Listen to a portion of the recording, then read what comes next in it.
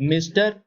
Deputy Speaker, Sir, I think the House will agree with me that the Health Minister, while piloting this bill to us, made a very brilliant and studied presentation and explanation on the various provisions of this bill, and I wish to join other honorable members in congratulating warmly the Health Minister for the initiative and imagination with which he has been dealing with these terrible problems.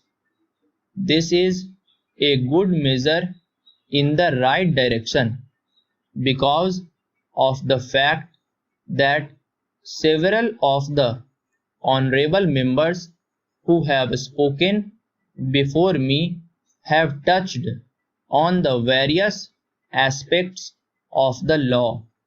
I would rather view this piece of legislation more from human and philosophical angles than from a purely legalistic angle.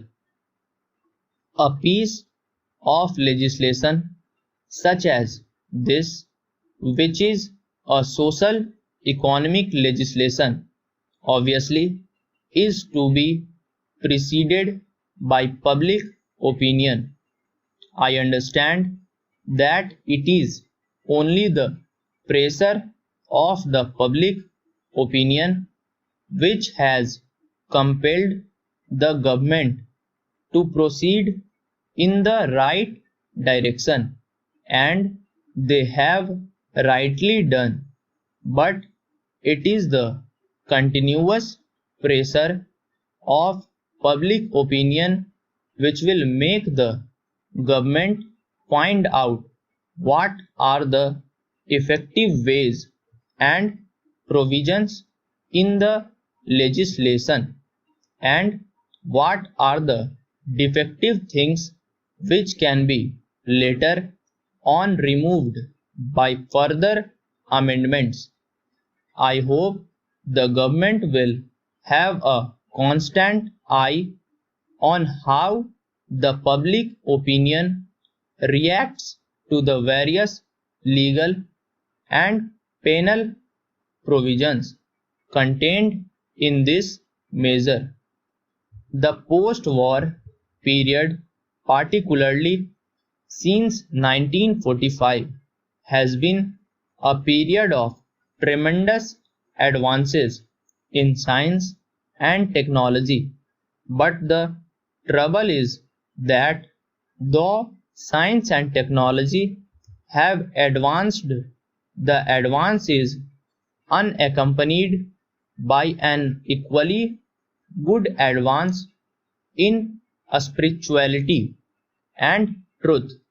When science and technology, unaccompanied by spirituality and truth, go ahead, they create havoc sometimes, and one of the havocs created is what we see today: this adulteration in the spheres of food articles, drinks, etc.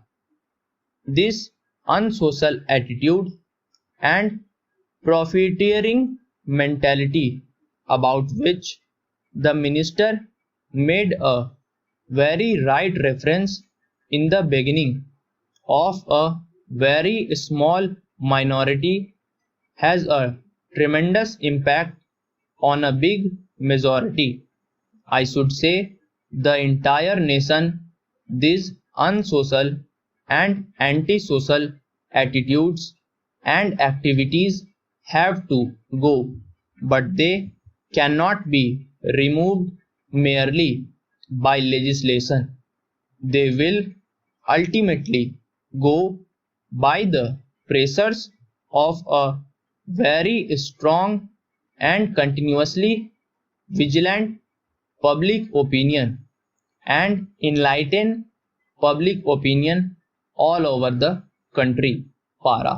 Subscribe the channel for regular shorthand and stenography videos.